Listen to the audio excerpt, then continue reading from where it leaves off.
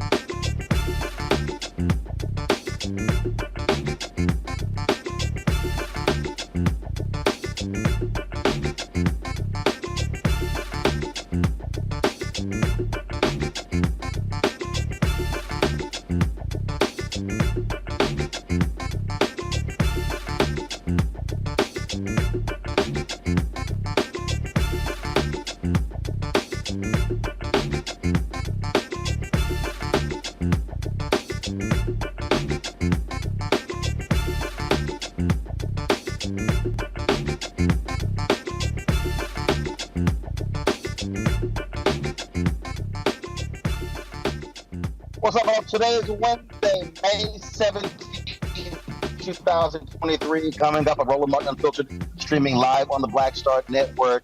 All of a sudden, Fox News is going crazy over Biden speaks about white supremacy. I'm going to explain to you why all of a sudden this is a huge problem for them.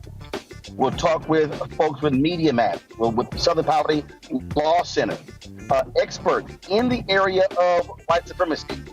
Why Biden's focus is scaring white conservatives to death. Also on the show, Congresswoman Jasmine Crockett had a whole lot to say to the GOP in yesterday's hearing where they attacked Washington, D.C.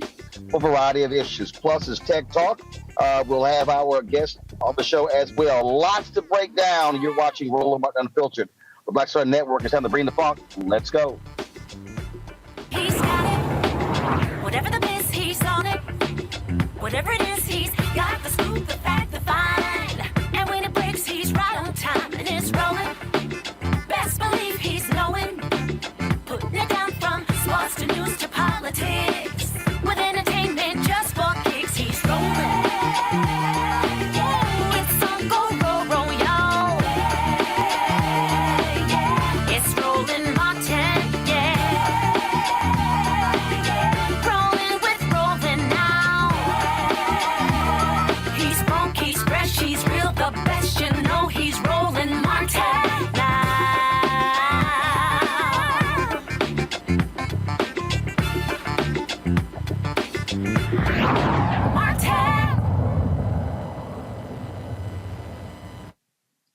the last 2 days, folks, I've been breaking down methodically Fox News and white conservatives being angry, just angry at President Joe Biden because he chose to speak about white supremacy in his commencement speech to Howard University on Saturday.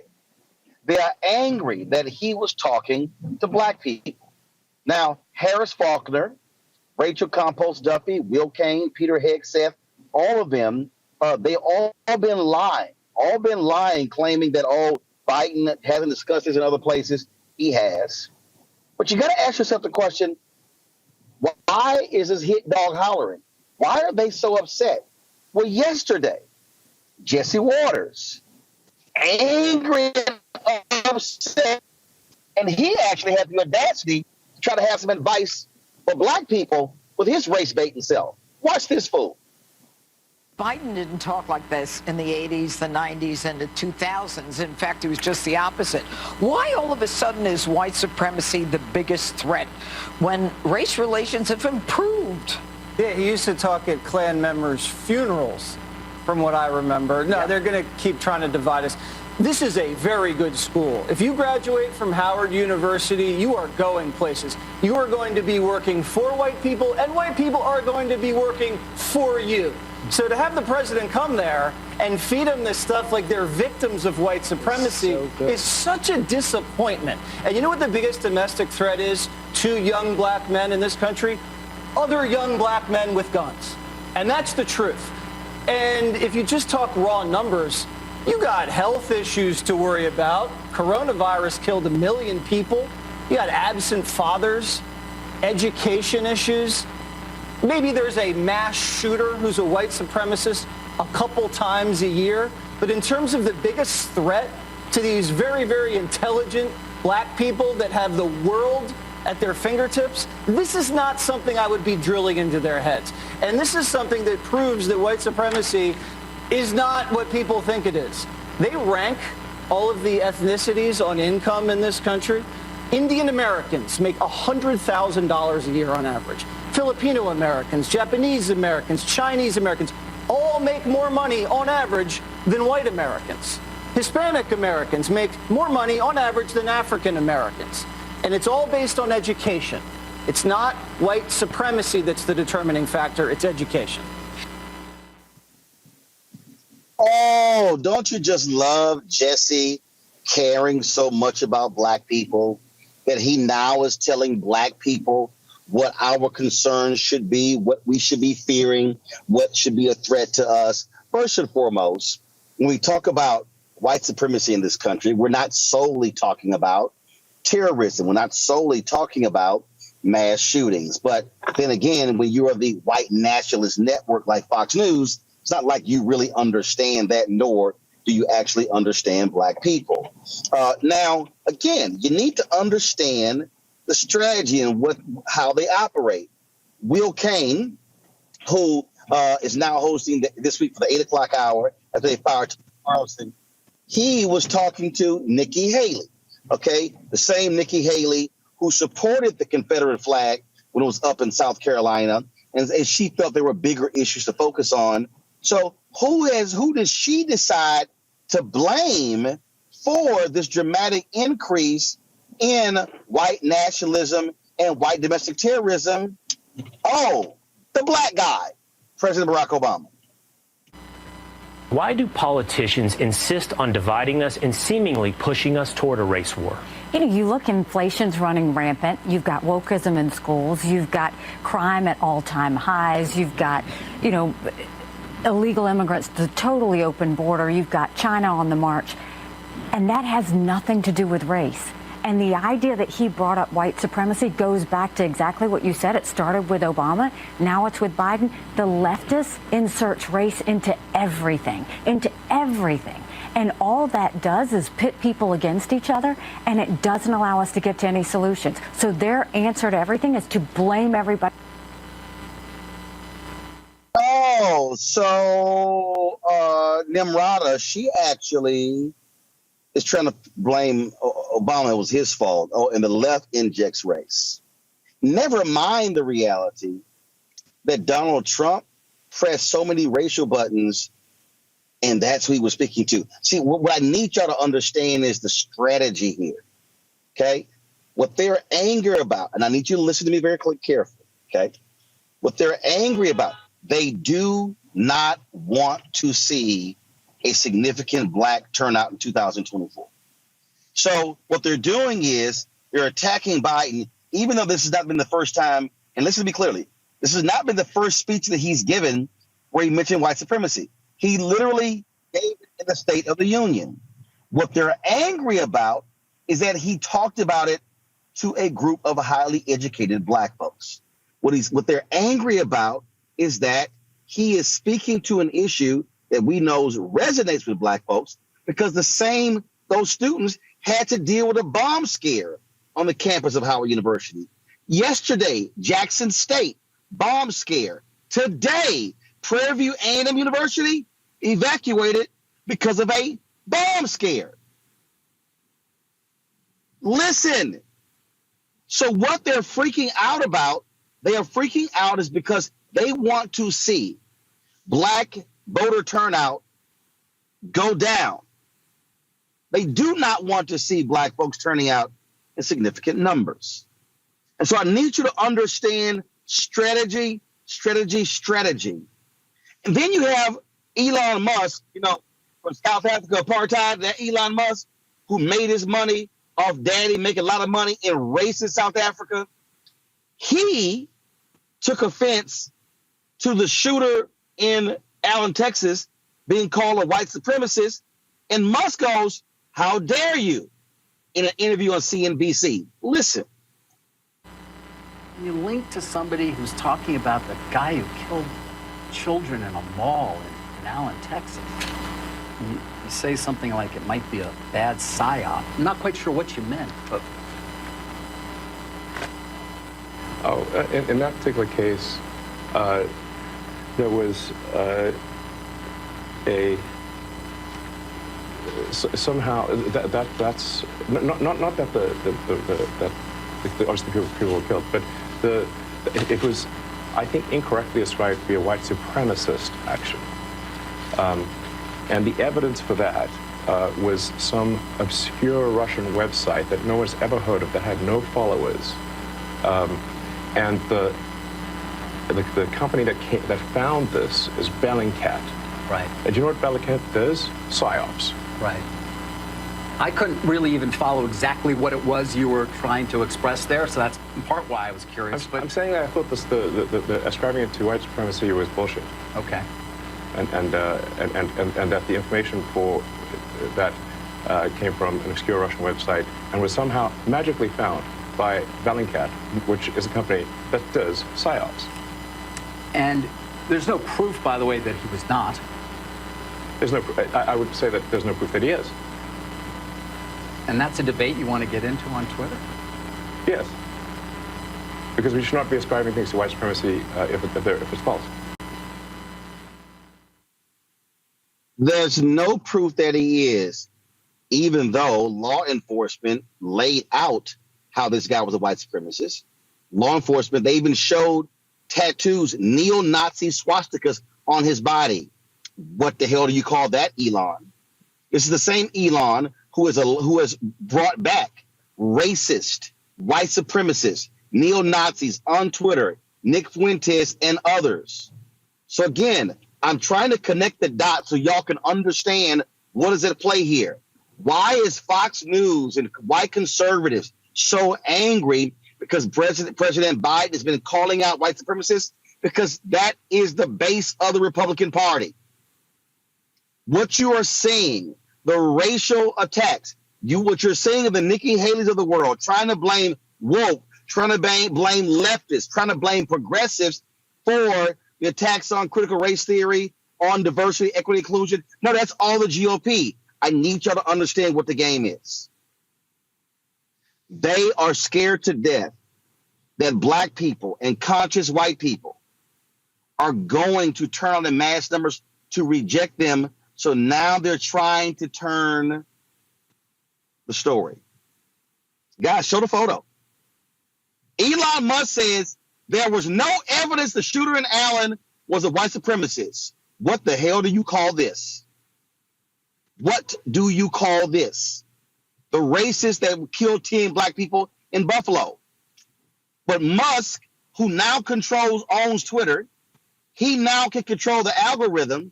He goes out and goes, oh no, blast this group saying, hey, what they said was just not true. It wasn't factual. And cats are now run with that. We come back. I'm going to talk to one of the leaders of Media Matters to further explain to you and talk with someone of the SPLC, Southern Poverty Law Center. They've been tracking hate groups for years.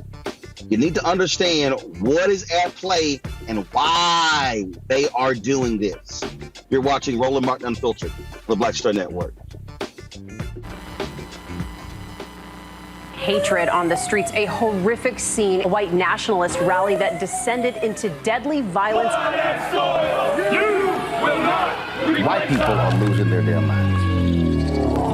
As an angry pro-Trump mob storms the U.S. Capitol, we've seen We're about to see the rise of what I call white minority resistance. We have seen white folks in this country who simply cannot tolerate black folks voting. I think what we're seeing is the inevitable result of violent denial. This is part of American history. Every time that people of color have made progress, whether real or symbolic, there has been what Carol Anderson at Emory University calls white rage as a backlash. This is the rise of the Proud Boys and the Boogaloo Boys. America, there's going to be more of this. Here's all the Proud Boys, guys. This country is getting increasingly racist in its behaviors and its attitudes because of the fear of white people. The fear that they're taking our jobs, they're taking our resources, they're taking our women. This is white fear.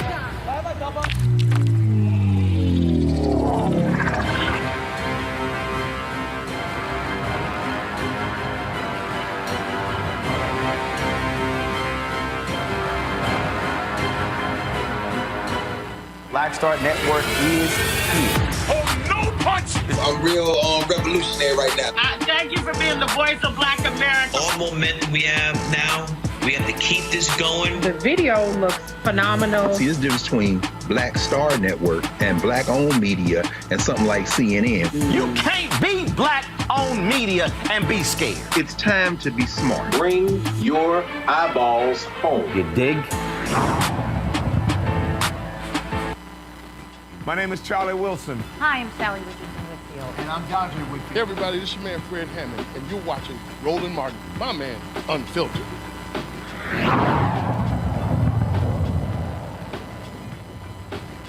We have these witnesses up here who are trying to tell us, and Mr. Erickson, in his opening statement, let me just point this out.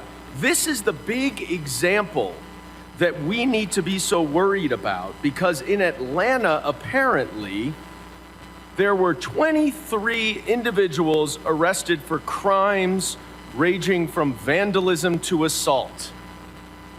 We have 650 people who are murdered in mass shootings every single year. Almost 2 per day mass shootings. Sorry, 600 mass shootings. Far more people. And we're supposed to be talking here about vandalism. Give me a break. You can't even say, you can't sit here, Mr. Erickson. You were an employee of the Department of Homeland Security. And I want to get to that in a minute. You can't even acknowledge what your own agency said, that the biggest domestic terror threat is white nationalism, white supremacy. You're trying to get us, gaslight us up here as if Antifa, which Mr. Rosas, apparently the expert now in organized terrorist activity, has overruled the FBI director who says, there's a headline, says Antifa is an ideology, not an organization. No, no, no. Let's not listen to the FBI director. Let's listen to, sorry, what's your title? Senior writer at Town Hall, who is going to tell us that the FBI director is wrong. And I'd like to introduce, there's no question. I'd like to introduce, by unanimous consent, an AP article saying the FBI director says Antifa is an ideology, not an organization.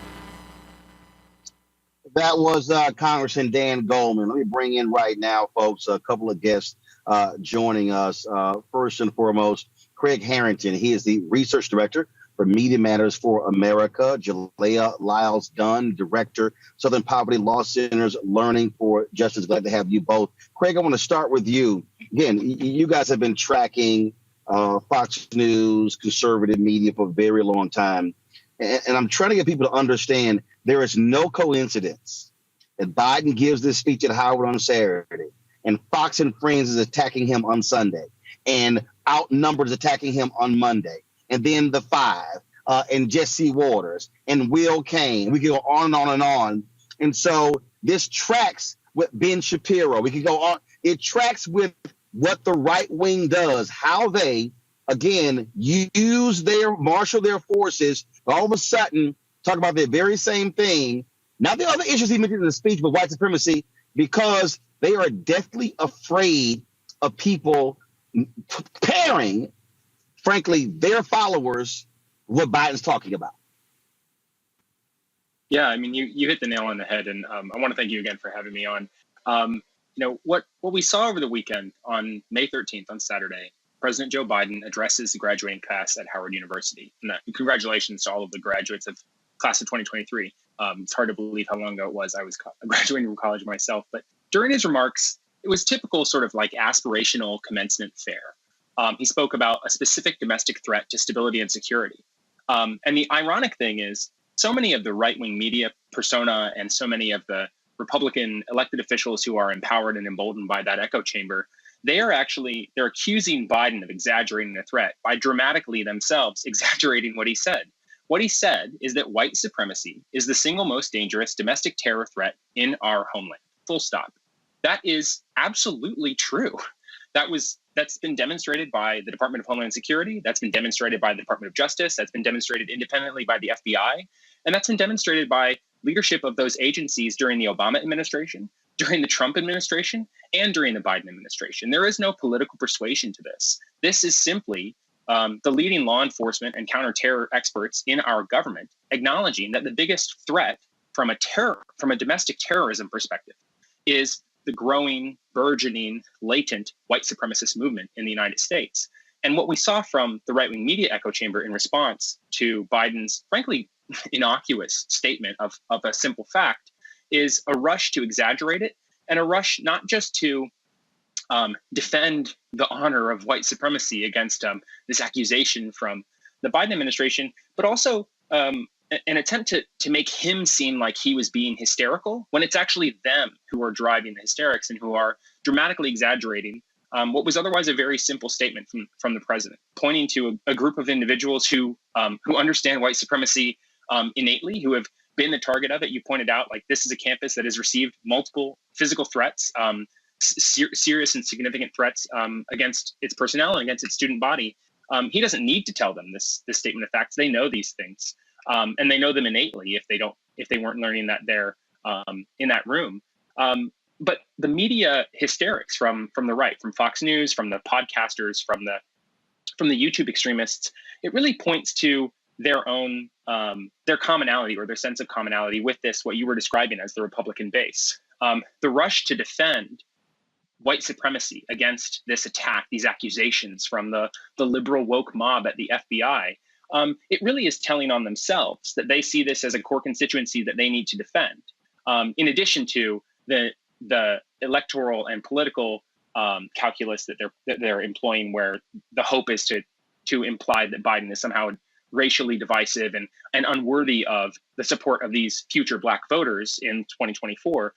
We're also seeing the same rallying effect where they're kind of trying to defend their own voting base against these accusations. It's interesting to see how many people, when they hear white supremacy being lamented, they feel that innately. They feel like it's a personal attack to themselves, and rather than reflecting on how they feel so personally connected to white supremacy, they instead deny that it's something that even exists.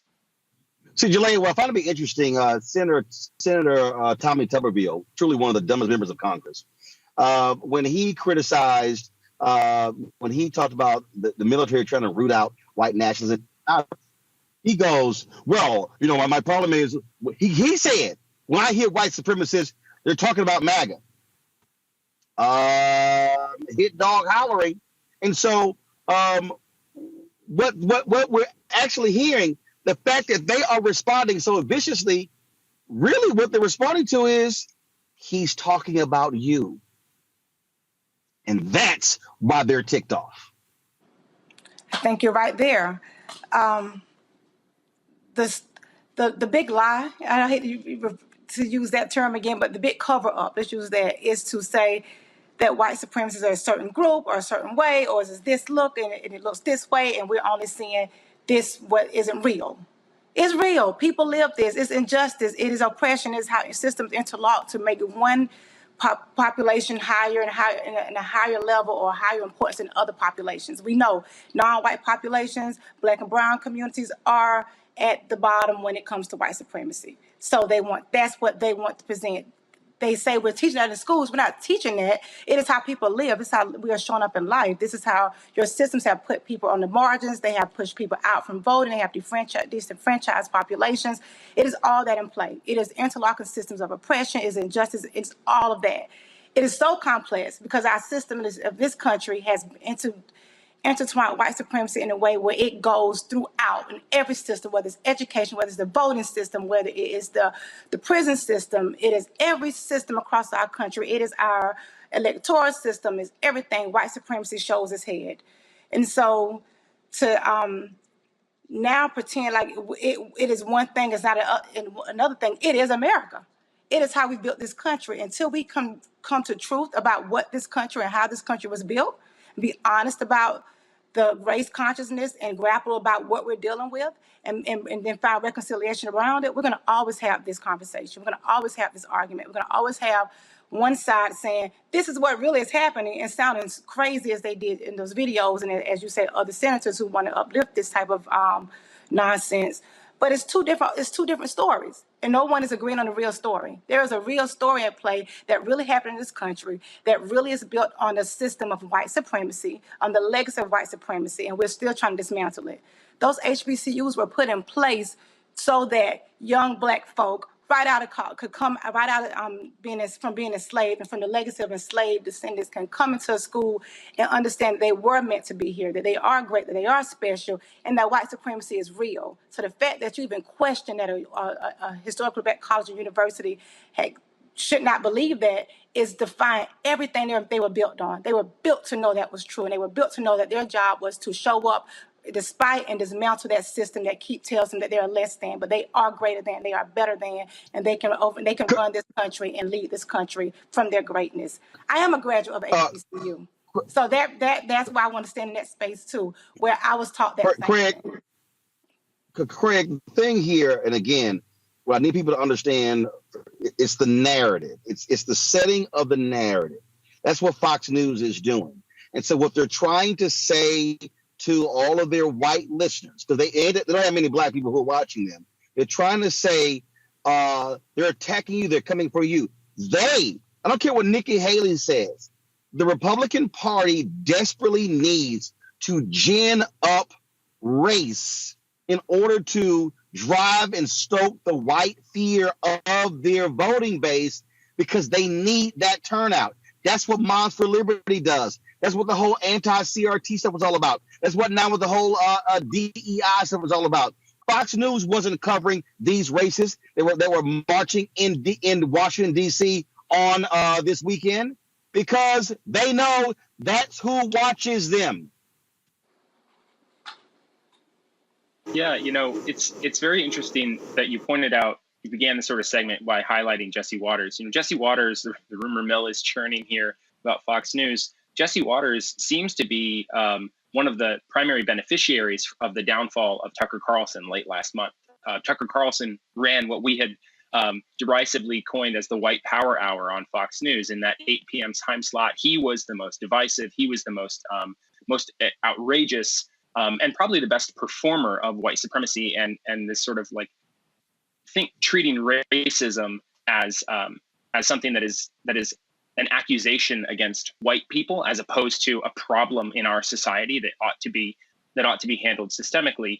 Jesse Watters is the one who seems to be the most likely to succeed and benefit from Tucker Carlson's downfall, and he is really kind of stretching his wings, stretching his legs, so to speak, and getting himself spooled up for the role. He already has a primetime show.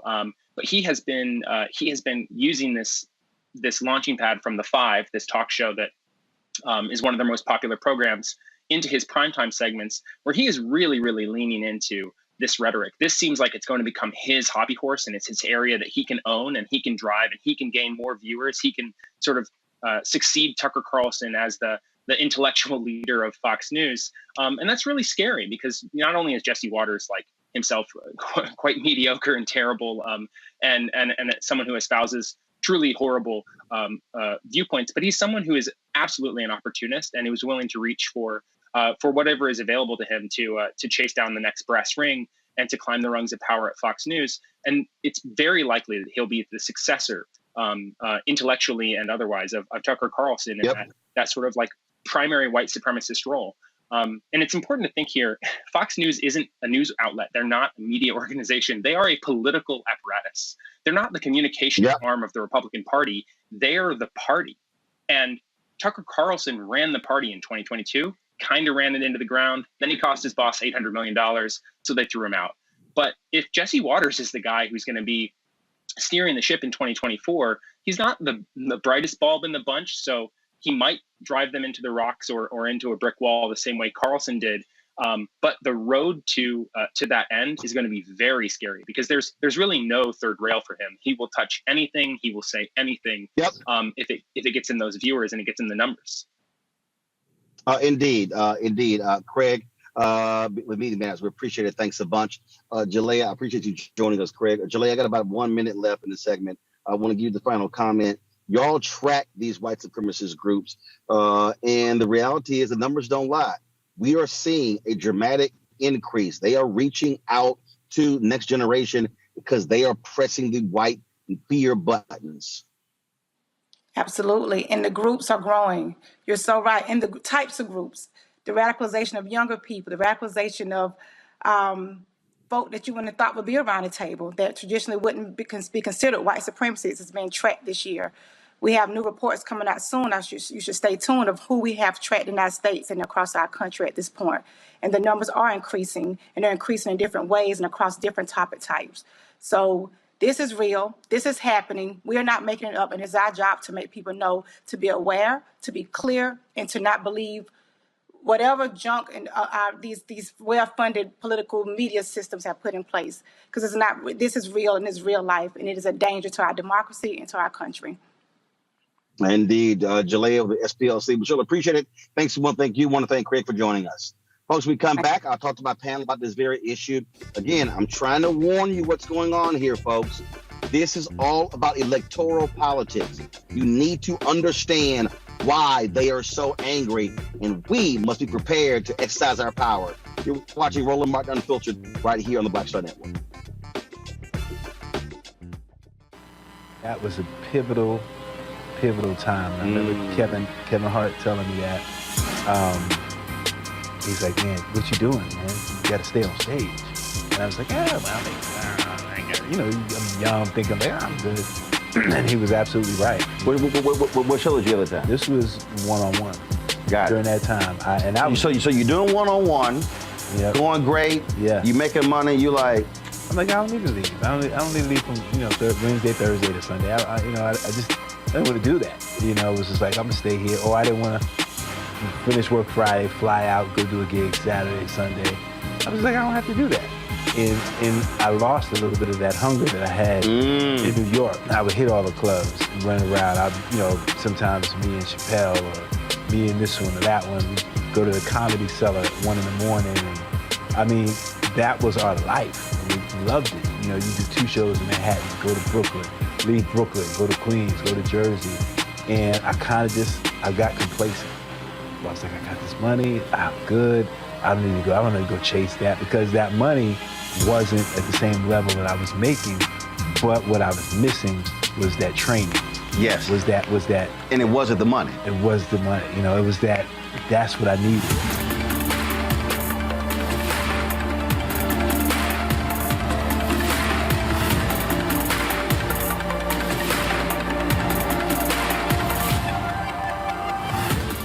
Hatred on the streets, a horrific scene, a white nationalist rally that descended into deadly violence. White people are losing their damn minds.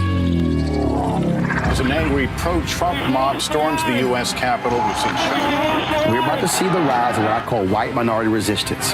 We have seen white folks in this country who simply cannot tolerate black folks voting. I think what we're seeing is the inevitable result of violent denial. This is part of American history. Every time that people of color have made progress, whether real or symbolic, there has been what Carol Anderson at Emory University calls white rage as a backlash. This is the rise of the Proud Boys and the Boogaloo Boys. America, there's going to be more of this. Here's all the Proud Boys, guys. This country is getting increasingly racist in its behaviors and its attitudes because of the fear of white people. The fear that they're taking our jobs, they're taking our resources, they're taking our women. This is white fear.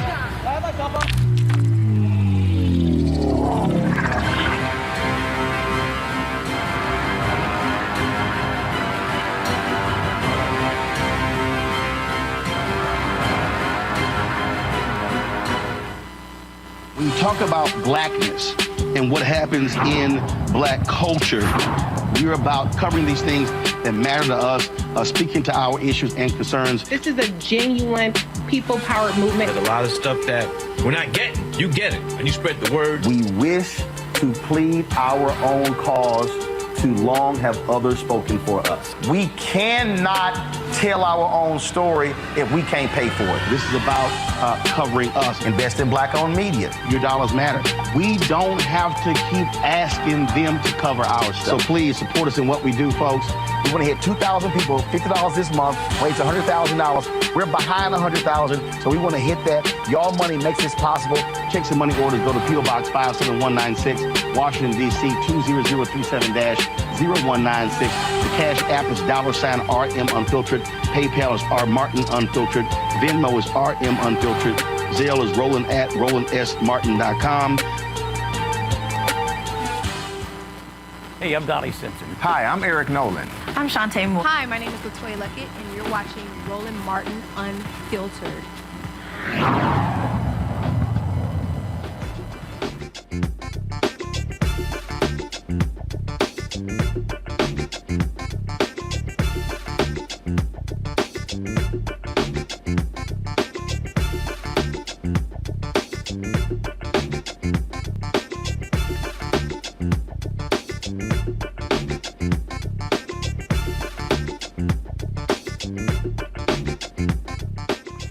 All right, folks, introducing our panel, Robert Patillo. He is the host, People, Passion, Politics, News and Talk, 1380 WAOK in Atlanta.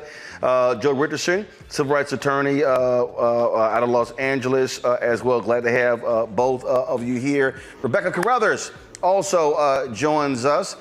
She, of course, based here out of D.C. And, of course, one of our fair elections experts. She's VP for the Fair Elections Center. All right, so Robert, I want to start with you. So again, I'm always looking at connecting the dots. I'm always looking at how these things are all interrelated and how these things move. And when you see the right wing all of a sudden start saying the exact same stuff, it's as if a massive memo went out. It was called like red alert, everybody, all hands on deck. Attack Biden and white supremacy. Oh, that's not as if what's happened. That's what happened. I got the email. I'm still on a couple of their email lists. And that's exactly what went out, because they see this as an opportunity, because what they believe is that white America is so afraid of anything that involves doing anything for black people that this is a political win for them. Tommy Tuberville wouldn't come out and say that he supports white nationalists if they had not already had a meeting and done polling showing that white Americans very much support that conceptualization. You will not see this kind of circling of hands around individuals and pushing forward this, things that used to be taboo in American society as now being mainstream in Republican politics. Republicans used to at least lie. about being against diversity, equity, and inclusion. Now they pass laws about being against diversity, equity, and inclusion. Imagine a governor 10 years ago or 20 years ago coming out like DeSantis did this week and saying, I want to stop diversity in college education in my state. They would have roundly been run out of American politics, but today, because they've tribalized white politics so much, now that is a benefit to them. So this is not some kind of error. This is a planned electoral strategy that they believe helps them. And I want to key in on what that interview with Elon Musk was about. Because Elon Musk, we treat him as if he's just your normal, crazed billionaire. But in reality, he is the world's largest welfare queen. Elon Musk does not have real and actual money. What he has is government handouts. And I think that it is time for us as black people to start going after those government handouts that he's getting. He just got $3 billion from the United States government last year for the human landing system as part of the Artemis program. We need to be contacting NASA Administrator Bill Nelson and also Senator Patty Murray, who's over the Senate Appropriations Committee, and say to reopen the competition for that human landing system, allow Jeff Bezos and Blue Origin, allow Dynetics, allow many of the other companies that bid on it to open that back up. Because why are we paying Elon Musk $3 billion to support white supremacy? In addition to that, we have many U.S. Space Force payloads that are on the Falcon 9 rocket. Those can be done by Aerojet Rocketdyne. They can be done by many other launch providers instead of the United States government paying Elon Musk hundreds of millions of dollars every month to put their apparatuses into space. So we really want to do something about the spread of white supremacy. Elon Musk in that interview said, well, I don't care if I lose money. Let's see it. Let's find out, because we should not be using American tax dollars to support white supremacy. So we got to put our foot down when it comes to people like Elon Musk. Rebecca, the point Robert makes there, they now know Donald Trump has allowed them to openly embrace white nationalism. You literally have white supremacists who are in Congress. When you listen to Marjorie Taylor Greene, white supremacist. When you listen to Lauren Boebert, white supremacist. Paul Gosar, Andy Biggs. Gosar spoke at the conference of white nationalist Nick Fuentes and has staff members who are on his staff right now. A new report came out that is aligned with him. These are simple facts. The Republican Party knows white nationalists, those are their voters, and they want no one attacking them. Roland, this is about power, and it's about money as well. Because Fox News and some of the other platforms that participated in this coordinated effort to fight back against President Biden calling out white supremacy as one of the greatest threats to America, they all make money off of peddling white supremacy. Tucker Carlson, it is so interesting that as many years that Tucker Carlson has peddled white supremacy, all of a sudden a text went too far and they have to do something about it. No, he actually started to lose money for Fox. So Fox was fine with white supremacy until they started to lose money. But when we take a step back and we look at the power aspect of this, is you mentioned that there are members of Congress who are white supremacists. And there's also local sheriff, there are district attorneys, there are judges, there are people in pretty powerful positions that impact people's day-to-day life who are also white supremacists. Their base, their political power has been built based upon white supremacy. And what's also important to note here, it was very divisive for some of these platforms over the last couple of days to point to Asian Americans as if Asian Americans are model minorities and saying, oh, well, if whiteness is America is so bad, then why are Asian Americans on average making more money than white people? You know what? This is very disingenuous. I bet if they actually allow for critical race theory to actually be taught, they would actually understand what exactly is white supremacy instead of throwing out this really stupid response and rhetoric.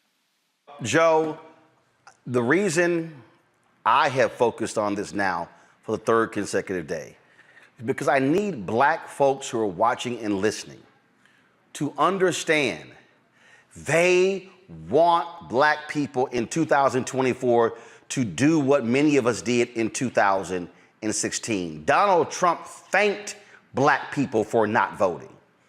That's what they want. We saw a drop-off in the 2022 midterm elections, and they are hoping there's a repeat of that in 2024. absolutely. It's interesting because you have a situation where, as it pertains to white supremacy, I mean, to Robert's point, DeSantis and everybody else, they're passing the laws that they want to. They're talking about these things in the open. So as it pertains to white supremacy, we can do it, we can instigate it, we can support it, but we don't want Joe Biden talking about it because that elevates the discussion and that creates the urgency that brings people out. Even though they are trying to grow their base and trying to grow the number of people that would vote their way by stoking certain fears that are very, very, very evident. It's actually an old playbook. It's a little bit more out front now, but it's an old playbook. Get black folks that don't have a whole lot and white folks that don't have a whole lot fighting against each other. Remind the white person that at least he's superior to you, but not if you let them take this away from you, and so you support us. And meanwhile, the income gap grows, those that have and have not grows, and hopefully, it's a two-step plan. Draw out more of their voters, but Republicans tend to lose high turnout elections. You've still got to suppress. You still got to keep people from voting. Republicans aren't trying to go get black people's votes anymore, if they ever were. What they're trying to do is keep them home by hook and by crook. You either get rid of the urgency, which Biden goes against, by talking about what he's talking about and elevating the discussion, particularly with people that are educated, or you suppress them so that they can't vote, so that millions of them are disfranchised. And so elections that are decided by the smallest margins, you end up winning instead of losing. And so, that's the whole point, is to, by hook and by crook, win these elections, keep people from voting, either through a lack of excitement, a lack of urgency, or a lack of ability through the laws that you pass, and at the same time, draw out your voters so that you can continue to get across. Hold tight 1 second. I'm going to go to the break. We're going to pick up more as we come back. And I'm going to also show you again, that story about Paul Gosar, the congressman from Arizona, staff members having ties to white supremacists.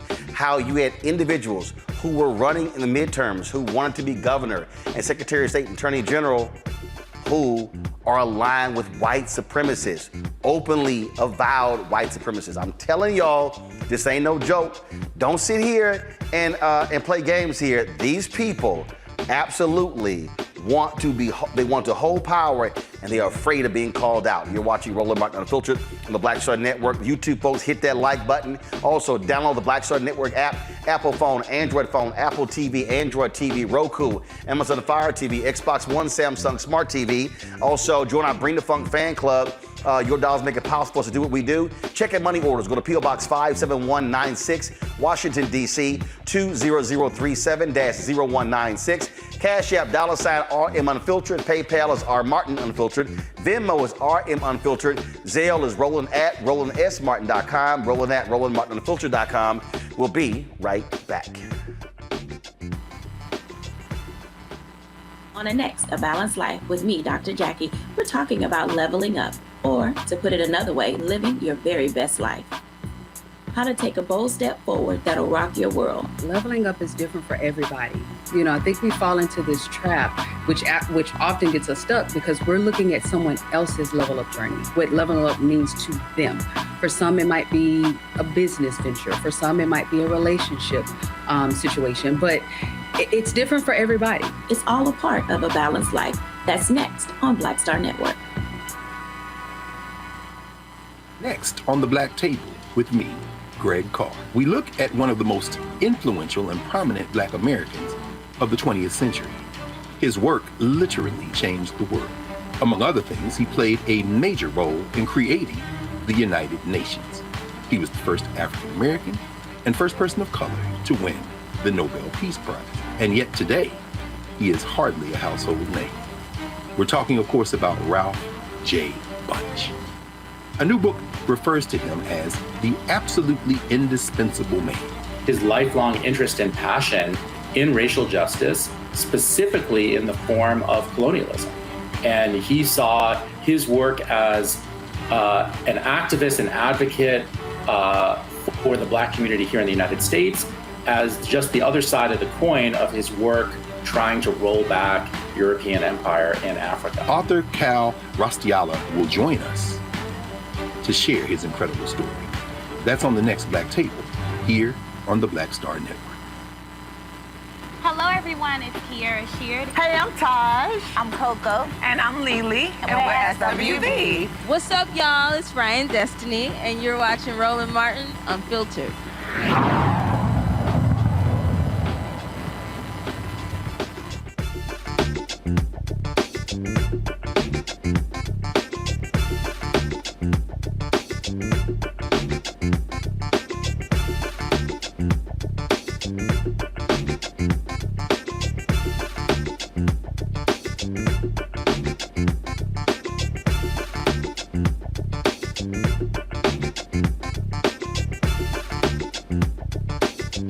All right, folks, welcome back. Roland Martin Unfiltered is interesting, Robert, these hearings, and you see how now they want to reframe it. And I love the whole deal. Oh, black people, you should be really more concerned about this and this and this. I love how they always want to deflect and tell us what the hell we should be focused on and what we should be more concerned about.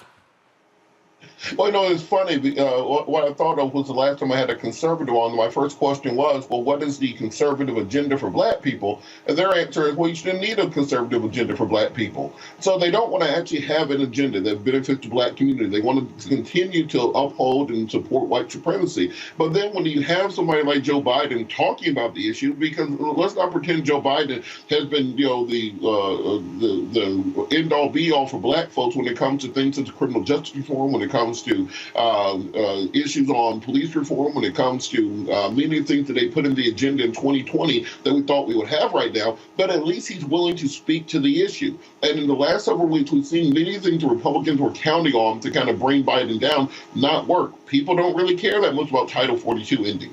People don't really care that much about the Durham report. The economy is going great. The 3.4% unemployment rate. You're looking at gas prices that are $1 lower today than they were a year ago. And because of that, they have to find new things to try to run on without actually having any policy. So their entire campaign strategy for 2024, they're showing you right now, it is going to be stoking the racial fears of white people. They're trying to scare the hell out of white people enough that they can bring Trump back into office. And it's our duty, our job, to make sure that doesn't work. Rebecca, this is why I wrote this. And it's amazing. All of these mainstream media folk don't want to have a brother on talk about it. And I'm sitting here going, don't y'all see what's going on? This is playing out in front of your face.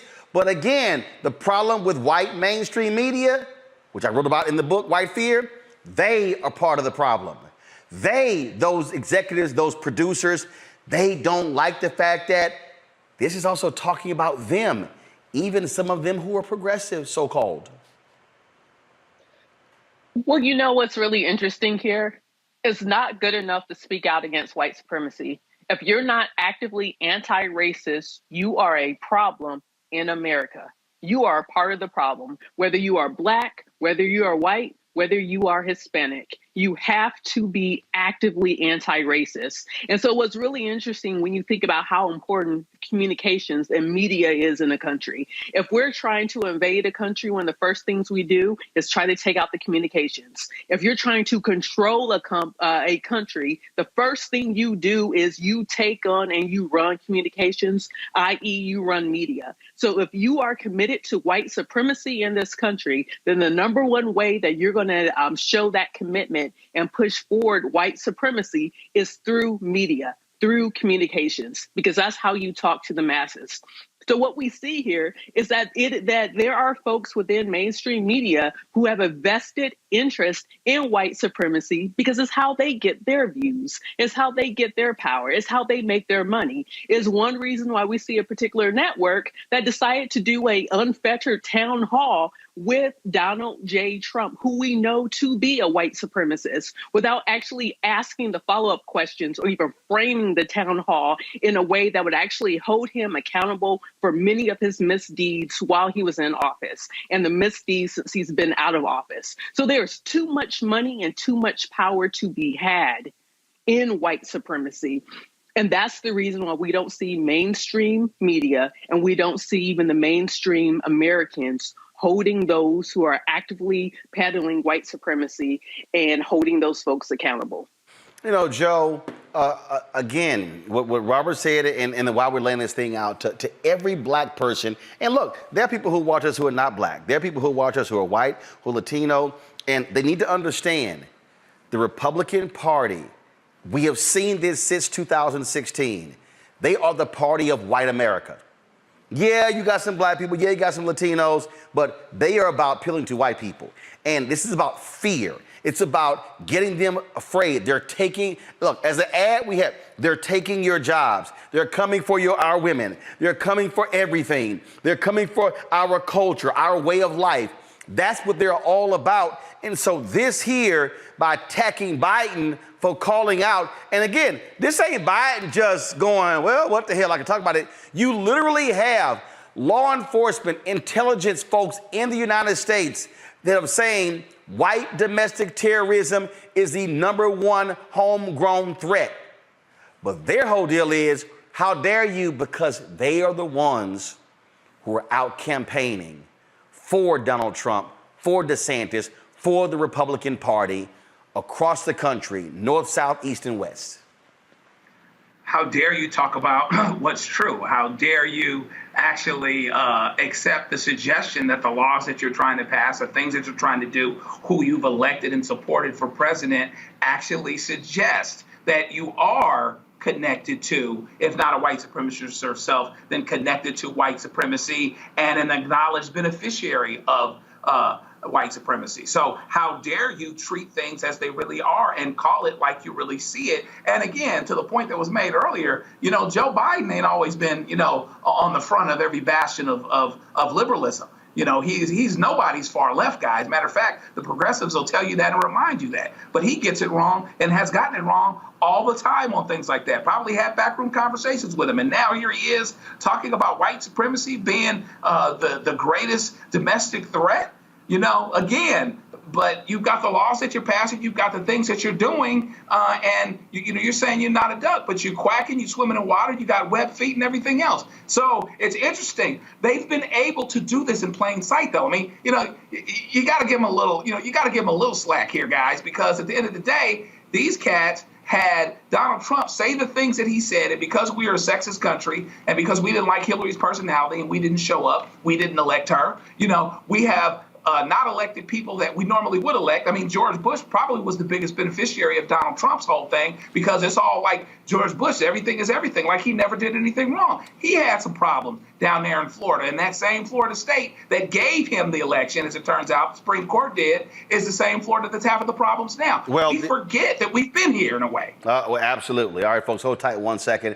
Got to go to a break. We'll be back on Roland Martin Unfiltered on the Black Star Network. Yo, let me shout out Donnell Rawlings, my man. He sent his candles.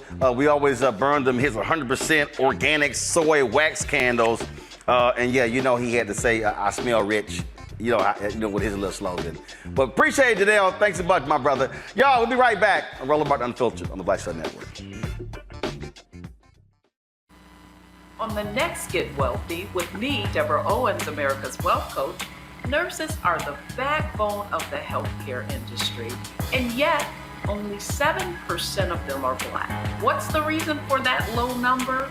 Well, a lack of opportunities and growth in their profession. Joining us on the next Get Wealthy is Needy Bartonelli. She's going to be sharing exactly what nurses need to do and what approach they need to take ownership of their success. So the Black Nurse Collaborative really spawned from a place and a desire to create opportunities to uplift each other, those of us in the profession, to also look and reach back and create pipelines and opportunities for other nurses like us. That's right here on Get Wealthy, only on Black Star Network. Next, right here on The Frequency, the woman they call the Gifted Eye, hip-hop celebrity photographer Coy Soldier. She's the master storyteller that captured the history of hip-hop through the lens of her camera. Tupac comes out, the next thing you know, you didn't know who they were at first. You just seen all these dudes just come rushing the stage. then you realize Biggie gets a bottle of champagne, he pops it open, sprays it on the crowd, he drinks the bottle. Koi Soldier, the hip-hop celebrity photographer, joining me right here on the next episode of The Frequency on the Black Star Network. Hey, I'm Cupid, the maker of the Cupid Shuffle and the Wham Dance. What's going on? This is Tobias Trevelyan. If you're ready, you are listening to and you are watching Roland Martin Unfiltered.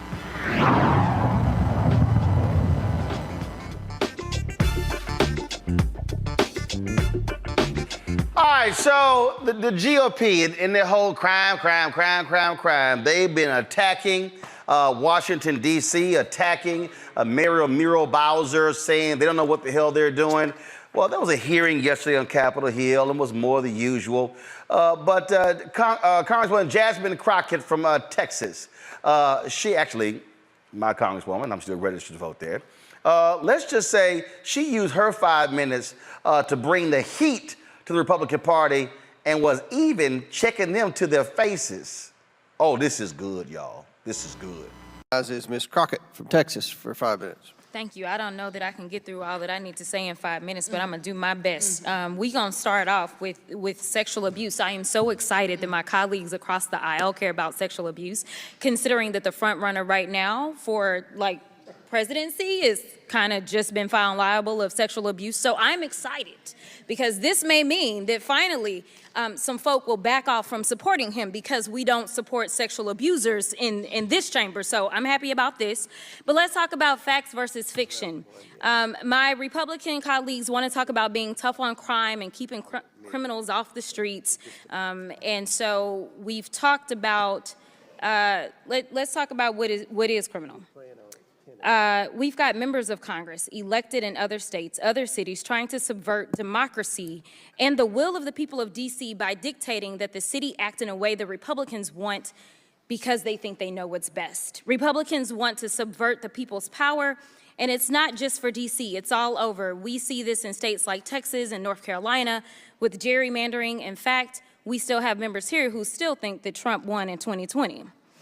Republicans want to talk about crime and violence, but they don't want to admit their role in this crisis. The fact is that they still allow assault weapons in the hands of radical right extremists, which have forced families visiting a mall in my state of Texas to leave a mall with nothing more than trauma, hurt, and despair as a neo-Nazi terrorized them, and yet what did they have in their hand? Another AR-15, but we don't want to have a conversation about that. So if we're going to talk about crime and the reasons for the increase in them, we've got to talk about these root causes. Number one, the fact that we have elected legislators that won't do their job and protect people by keeping these weapons off the streets. That's number one. Number two, we are still reeling from a financial crisis, and guess what? They don't want to make it better. I'm sure they all campaigned and said, oh, we're going to help out the economy post-COVID. But right now, we are on a cliff over the debt ceiling. The debt ceiling that was raised 3 times under Trump, and 25% of this credit card bill that they don't want to pay was accrued under Trump, and he only had 1 term. And hopefully he won't have no more. Nevertheless, I digress. Let me move on. So let's also talk about the fact that just recently, I think it was yesterday or 2 days ago, we received reports that there is a staff member who's working for a Republican on this committee who has ties with and supports a white nationalist who has proclaimed himself to be just like Hitler.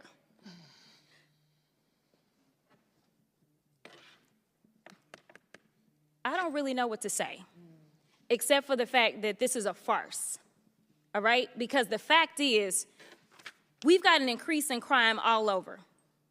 If we really want to be real about it, let's talk about it. We're talking about D.C. right now, but the murder rates in red states like Louisiana, Mississippi, Alabama have statistically exceeded those in blue states like Illinois, New Mexico, and Michigan every year since 2000. But since my colleagues feel the need to meddle in local affairs of D.C., then let's look at where there might be issues. To be clear, D.C. doesn't control most of its own post-arrest criminal justice system. Instead, the federal government administers most of it. So I have a few questions, yes or no, for you, Mayor Bowser.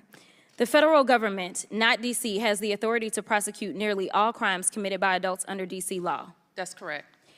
The federal government appoints judges to the local DC courts. That's correct. The federal government has jurisdiction over community supervision and adults charged or convicted of DC crimes. That's correct. The federal government has jurisdiction over the incarceration of adults convicted of felonies under DC law. Correct. Lastly, Mayor Bowser, isn't the federal government responsible for parole and supervised release of people convicted of felonies under DC law? Yes. Thank you. The fact is, my Republican colleagues want to talk about keeping DC streets crime-free. They can't even keep the halls of Congress crime-free, because we gonna talk about this, because I got 24 seconds. My freshman colleague has just been indicted on 13 counts, 13 felony counts, right? But have they exhibited any courage to say, you know what, we will disallow this in our body. We will make sure that we expel this individual. They have not. So what I don't want to hear is that they care about crime, because if they did, they would start by cleaning up our own house and mind our own business instead of coming after DC. So thank you so much for your time. Thank you, Congresswoman. Ooh, Rebecca, she was lit. You love to see it. You know, what she said was very important, because I don't think most Americans understand that under home rule, or the lack of home rule, DC basically, their hands are tied in what they can and cannot do when it comes to responding to criminal activity and criminal arrest and criminal threats in the capital city. But not only that, DC actually got together, worked with a lot of community activists, advocates, as well as criminal justice reform experts to actually revise the DC criminal code. And they came up with something that ended up being a great product. But instead, we see that Congress is interfering with DC's right to determine its own destiny, its right to determine how best to deal with crime within its borders. Instead, you see hypocrisy of the current Congress, who isn't paying attention, like Jasmine Crockett said, to what's happening within Congress. You literally have people who are indicted in this Congress, but this Congress isn't doing anything. I think it's time for Speaker McCarthy to let us know, are you pro-crime or are you anti-crime? They keep asking Democrats who are running for office in cities across the country if they're going to be hard on crime or soft on crime. I think it's time to ask Speaker McCarthy, are you going to be hard on crime or are you going to be soft on crime? It was just hilarious just watching these nutcases, Joe, just drawing on and on and on. And when Representative Crockett lays it out, they're trying to blame DC for something the federal government has control over. And guess what? They run government. Yeah, I mean, it's interesting. Perhaps prophetically in other parts of the country where there's a lot of black majority rule, potentially, the state is now changing things where they can come in and governor appointed folks can take over for judges, can remove DAs, et cetera, et cetera, et cetera. But the fact of the matter is, in DC, they already have that control. They actually already get to sign off and have final say on much of what goes on in D.C. And so here comes D.C. with a plan that lends toward responsible self-determination, which is what they've been looking for a long, long time. And really, they reject it out of hand just because they can. So, so how are they not responsible, though, if they're the ones that have the last say? So D.C. created its own problems, but D.C. doesn't actually get to enforce and bring about its own rules. You can't have it both ways. And if you are anti-crime, if you are hard on crime or whatever else, start in your own body. You got some straight up thugs up in here walking up and down the hallways, and you won't kick them because you're concerned that you're going to lose a seat in Congress. So, you're going to have to figure out what it is that you're going to do and walk this walk that's related to this talk. Because at the end of the day, ultimately, DC is not in its own hands the way that it wants to be and desires to be. Why don't you let DC be in its own hands? And then once DC messes up, now you can start to make that a political thing and blame them. But if it's all laid at your feet and you're all ultimately responsible for it anyway, how are you pointing fingers at DC saying it's your fault, even though I'm in charge? And you know what, Robert? I mean, there are some dumb people, but there's no doubt in my mind that one of the absolute, undeniably dumbest people, now that Louis Gohmert is no longer in Congress, is this fool Clay Higgins from Louisiana. I mean, listen to this hick. You think Boebert and Marjorie Taylor Greene are dumb? I think he dumber. He like Tommy Tuberville level dumb. Listen to this. You've just testified regarding your specific role, your personal role in the days leading up to January 6th in the D.C. National Guard. Do you have counsel present, ma'am? No. Do you wish to amend your testimony in any way regarding what you stated today? I do not. Very well. Mayor Bowser, you are the mayor of Washington, D.C., correct? I am. And Washington, D.C. is the capital of the United States of America, correct? It is. The Capitol is the home of the entire seat of our government, the executive branch, the legislative branch, the judicial branch. The president is here, the vice president is here, 435 congressional offices, 100 Senate offices, the Supreme Court. All departments of the government are headquartered here. All agencies are headquartered here. In your knowledge, you're a very intelligent American. You have a clear understanding of history. In your knowledge, ma'am, is there any other municipality in these United States that has access to our seat of government as the citizens of Washington, D.C.? Actually, they all have more access because they have voting members of Congress and I'll ask senators. you to restrict your answers to my question. So let's go there. Robert, then they're like, let me remind you, no clapping allowed in hearings. Well, they were clapping because dumbass looked like a fool. Yeah, any first-year mock trial professor can tell you, when you're doing that type of quote-unquote cross-examination, don't ask open-ended questions and don't ask questions you don't know the answer to. You have to make sure you box them in so there's only one answer, which should be a yes or no answer. And he got, somebody out-lawyered him on the lawyering. I think he would end up very embarrassed. And this part of the issue that we have with Republicans right now, because as I mentioned earlier, you have the Durham report come out earlier this week or last week, talking about the issues with the FBI and using flimsy evidence to go after Trump. Okay, fine. And you have Republicans, people like Vivek, the guy running for president, can't pronounce his last name, some other members of Congress saying, we need to abolish the FBI. We need to abolish law enforcement. We have to abolish the Department of Justice. Well, if that is your view on law enforcement when it comes to somebody potentially abusing President Trump, well, what about the way law enforcement has been treating black folks in this country for the last 400 years? When we march and say that we need to do something about over-policing in America, they say that we're calling for defunding the police. But when Donald Trump literally says we need to abolish the FBI and federal law enforcement because they're coming after me for all my crimes, somehow that is backing the blue. That is being pro-law enforcement. These people don't think about things before they say them. They don't put any policy considerations into what they say. They don't care about hypocrisy or something stupid anymore. It's all about what plays well on conservative media, what makes a good soundbite for the next podcast you go on, what gets you on a television show, on a radio broadcast later on. And until we deal with this political situation of having these types of elected officials because of low black turnout, because we're not voting our population number to put these people out of office, we're going to continue having these situations with a menagerie of idiots running this country. Indeed. All right, y'all, going to a break. When we come back, More Roland Martin Unfiltered on the Black Star Network. Don't forget, YouTube, hit the like button. We should be way past 1,000 likes on the show.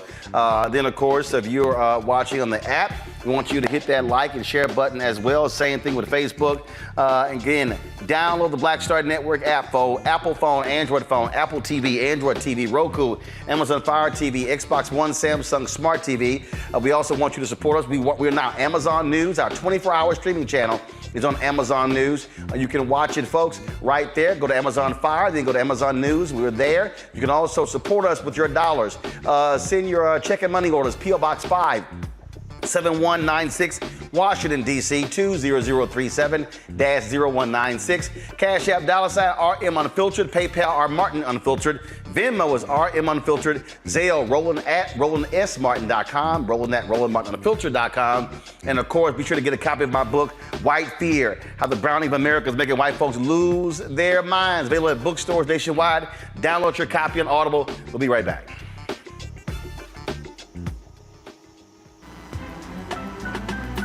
I'm Faraji Muhammad, live from LA. And this is The Culture. The Culture is a two-way conversation. You and me. We talk about the stories, politics, the good, the bad, and the downright ugly. So join our community every day at 3 p.m. Eastern and let your voice be heard. Hey, we're all in this together. So let's talk about it and see what kind of trouble we can get into. It's The Culture. Weekdays at 3, only on the Black Star Network. When you talk about blackness and what happens in black culture, we're about covering these things that matter to us, speaking to our issues and concerns. This is a genuine people-powered movement. There's a lot of stuff that we're not getting. You get it, and you spread the word. We wish to plead our own cause. Too long have others spoken for us. We cannot tell our own story if we can't pay for it. This is about covering us. Invest in black-owned media. Your dollars matter. We don't have to keep asking them to cover our stuff. So please support us in what we do, folks. We want to hit 2,000 people, $50 this month, raise $100,000. We're behind 100,000, so we want to hit that. Y'all money makes this possible. Check some money orders. Go to P.O. Box 57196, Washington, D.C. 20037-0196. The Cash App is $RM Unfiltered. PayPal is R Martin Unfiltered. Venmo is RM Unfiltered. Zelle is Roland at RolandSMartin.com. Hi, I'm Gavin Houston. Hi, I'm Carl Payne. Hey, what's up, y'all? It's your boy Jacob Lattimore, and you're now watching Roland Martin right now.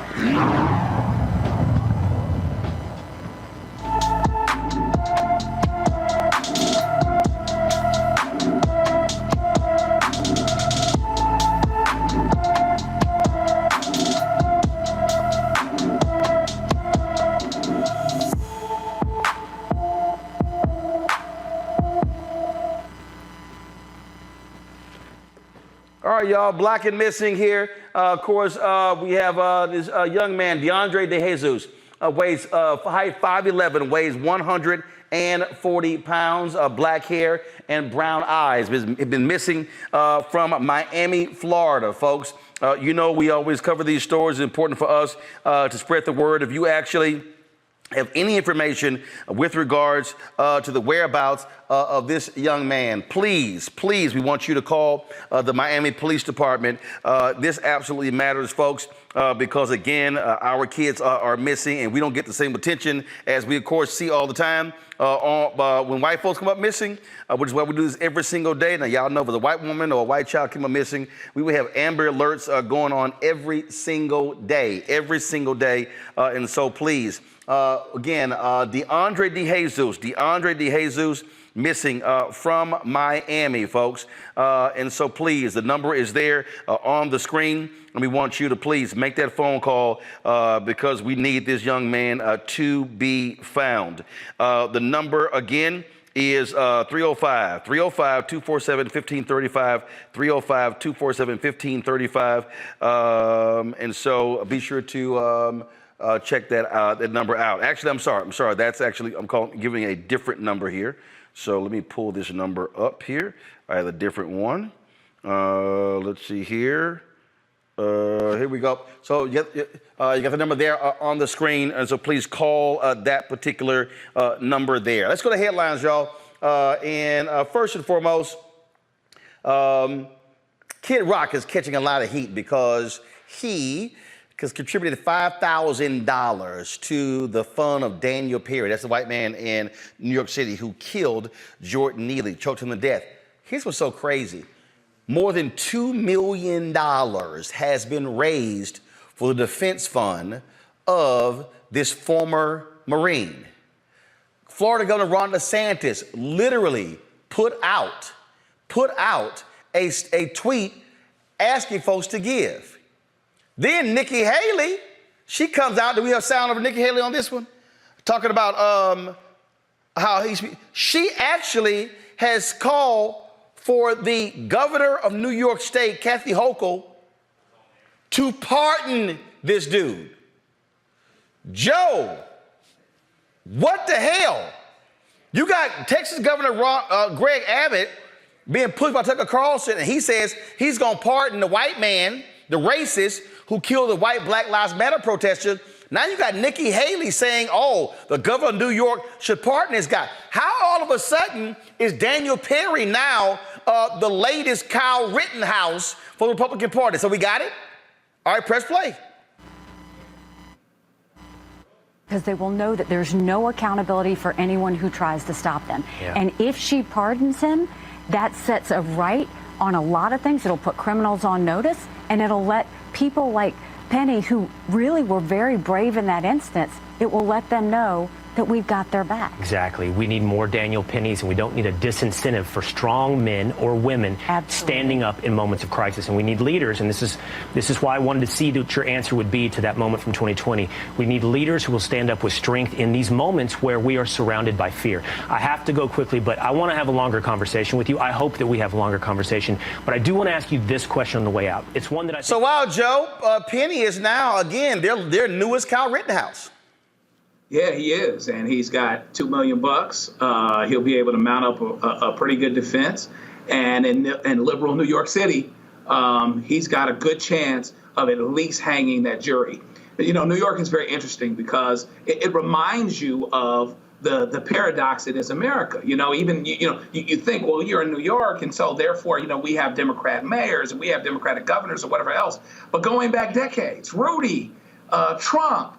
You're at a place that is a hotbed of racism. There's a whole lot of pressure there. And when someone, a white military guy, kills a black man, there's value to that white man's life a little bit more than there is to that black man's life. And so therefore, that's why we've reacted the way that we have. If he killed a white person, this would be a different person, different situation. If it was a black man killing a white person, they'd be wanting to throw the book at him. So suddenly, whether it's in Texas or whether it's in New York City, you've got folks that are pro-crime and sometimes build their careers on being pro-crime that turn around and say, pardon ahead of time. Don't even let the system do its work, a system that frankly often advantages folks that are white and folks that have resources, and Mr. Perry is in that situation if he wasn't before. I guess the only thing that's funnier in a sad way is the whole idea that Nikki Haley actually thinks she's going to get through this crowd, and actually get the nomination. But we can talk about that some other time. Look, Robert, these people here, again, whether it's gun enthusiasts, now as this guy, their sheer hatred of homeless people is evident. I mean, why in the hell would you give to a defense fund for a guy who literally choked the life out of somebody on the subway? Then they had some silly-ass black dude on Fox News who was like, oh, everyone on that train was fearing for their life, and they said they thought he had a weapon. I mean, they just throwing all kind of stuff up. Just go ahead and say, we saw a black man, hey, we cool with a black man getting choked to death.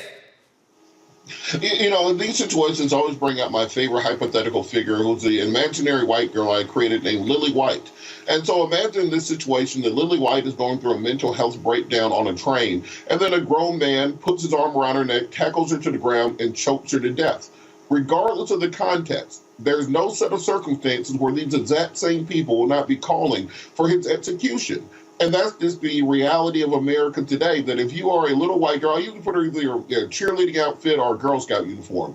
So if little Lily White, her college cheerleading outfit, is going through a mental breakdown and is choked to death and strangled on video on a train, there's no set of circumstances where we will see the same reaction to when it's a grown black man going through a mental health crisis being killed. The reason the slogan was, before the group, before the organization, before it was denigrated, Black Lives Matter, is exactly this. We have to give value to Black lives. These people who are donating don't give any value to that Black life. They don't see him any different than being an animal or a rat on the train or a cockroach or any other kind of public nuisance. And when they say, well, the people on the train were happy about that, that should tell you everything you need to know about America right now.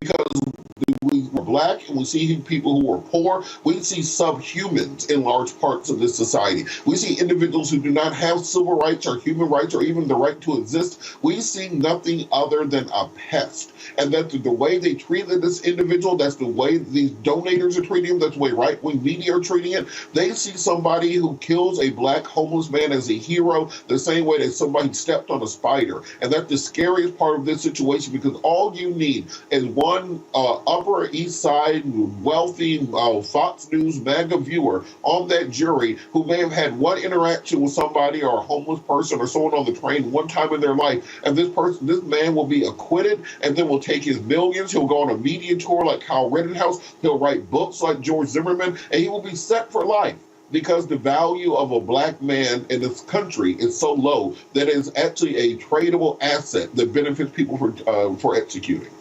Rebecca, there was a Latino man in Houston who was on a date, and that was somebody in the parking lot had gotten $20 from the woman he was going to meet on his date and gotten $20 from him. He basically swindled them out of the money.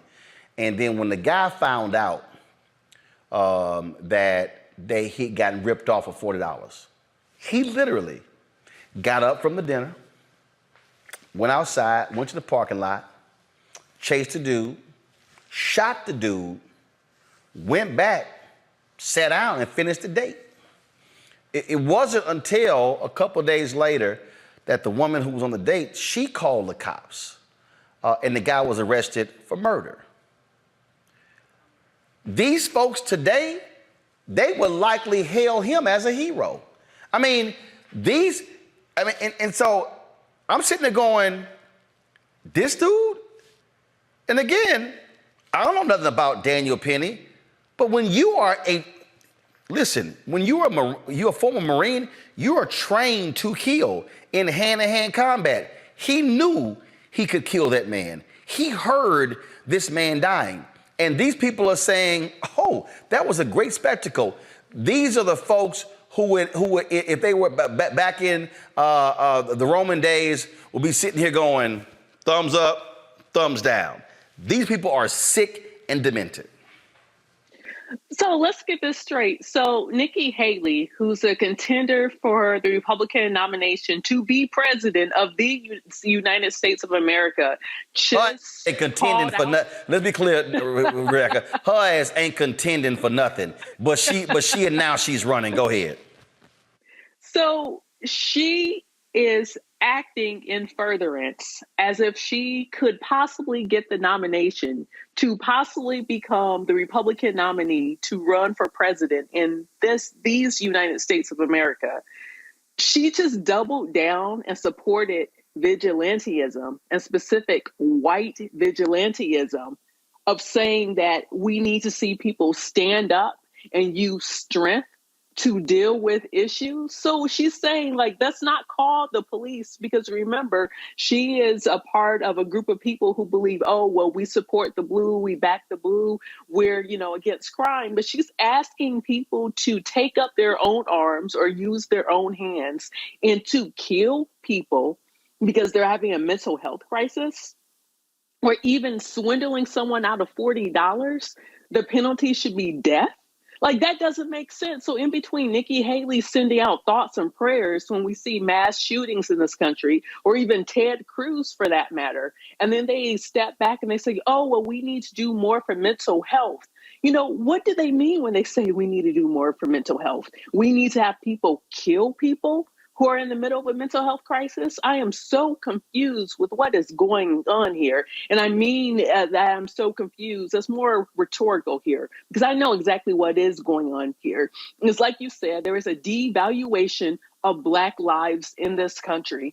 And now seeing these videos for certain people who aren't doing their anti-racism work, it becomes snuff. It becomes kind of like almost like a porn for them to watch and to giggle and to laugh. And just like you said, like if this was back during Roman times, a thumbs up, a good job. Or if this was back in the 50s and 60s when you had white families on Sunday afternoons across the South show up to the hanging tree to watch someone get hung, it's the same thing and it's sickening.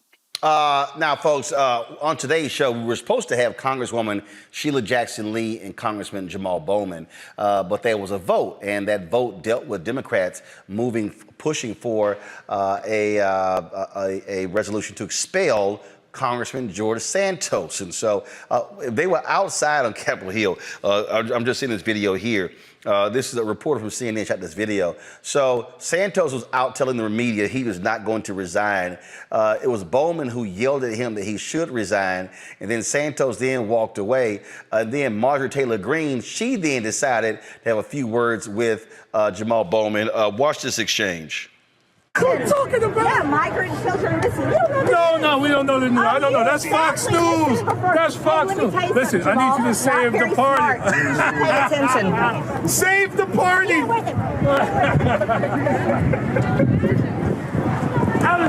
are you talking about? Yeah, migrant children. I must say, Robert, I love the fact that Jamal Bowman ain't got no problem getting in these fools' faces. Why did Marjorie Taylor Greene sound like she was trying to talk to the manager? I mean, like she really just walked up with this level of white woman privilege that is just difficult to comprehend. And the idea that you just get to walk up to another member with no decorum, with no class, with no dignity, with no even understanding of the process. You talk to media after he talks to media, you have a debate, and then you vote on things. That's the way we do in civilized society. But in the trailer park that she's from, apparently you think you just get to walk up and start flapping your gums around. So I'm glad that he handled it with that level of class and dignity. I'm glad that he's able to laugh those things off, but in reality, it's not a laughing matter. This is something that Black men deal with in the workplace and everywhere else, and entitled Karen walking up and thinking they get to talk you then because they don't have any respect for you. So shout out to the brother for handling it in such a good way. Don't roll up on me like that. I'm just going to let you know that right now. Do not roll up on me like that and start flapping your gums. You're going to hear something you don't want to hear. And just be glad that you have brothers like that who can handle it in a more dignified fashion. Also, the side note, historical point, when you put a thumbs down in Rome, that meant drop your weapons. Thumbs up actually meant killing blow to the throat. It literally turned around during the 17th century. But don't forget when this went down, when they were in the halls of Congress after the shooting in Tennessee, when Bowman let them know they wasn't going to do a damn thing. Force them to respond to the question, why the hell don't you do anything to save America's children? And let them explain that all the way up until election day of 2024. Let them explain it all the way up to election day of 2024. They're freaking cowards. They're gutless. They're not here. I'm talking about gun violence. You know, there's never been I'm talking about gun violence in a school that allows teachers to carry. Carry guns? More guns lead to more death. More guns lead to more death. Look at the data. You're not looking at any data. You're carrying the water for the gun lobby. Look at the data. More guns lead to more deaths. States that have open carry laws have more death. States that have open carry laws have more death. Are you listening to what I'm saying? Their children are dying. 9-year-old children. Because the solution is not arming teachers. That's not working in school. Like I there, Bowman, like, yo, you about that life? All right, let's go at it. So he is not afraid to get these folks' face and let them know exactly how he feels. Let me quickly go to a break. We come back. More Roland Martin Unfiltered on the Black Star Network. We'll tell you what, Kim Gardner, she announced she's resigning as St. Louis Circuit Attorney. She's done all she can to get a brother out of prison who's been there 33 years for a crime he didn't commit. I'll tell you exactly what that is when we come back. Hatred on the streets, a horrific scene, a white nationalist rally that descended into deadly violence. White people are losing their damn minds. As an angry pro-Trump mob storms the U.S. Capitol, we're about to see the rise of what I call white minority resistance. We have seen white folks in this country who simply cannot tolerate black folks voting. I think what we're seeing is the inevitable result of violent denial. This is part of American history. Every time that people of color have made progress, whether real or symbolic, there has been what Carol Anderson at Emory University calls white rage as a backlash. This is the rise of the Proud Boys and the Boogaloo Boys. America, there's going to be more of this. Here's all the Proud Boys, guys. This country is getting increasingly racist in its behaviors and its attitudes because of the fear of white people. The fear that they're taking our jobs, they're taking our resources, they're taking our women. This is white fear.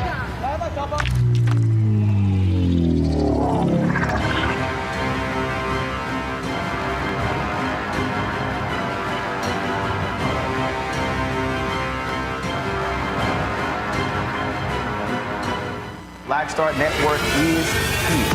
Oh, no punch! I'm real revolutionary right now. Thank you for being the voice of Black America. All momentum we have now, we have to keep this going. The video looks phenomenal. See, there's a difference between Black Star Network and black-owned media and something like CNN. You can't be black-owned media and be scared. It's time to be smart. bring your eyeballs home. You dig? It's Kim Whitley. Yo, what's up? This your boy Ice Cube. Hey, yo, Peace World. What's going on? It's the Love King of R&B, Raheem Devon, and you're watching Roland Martin Unfiltered.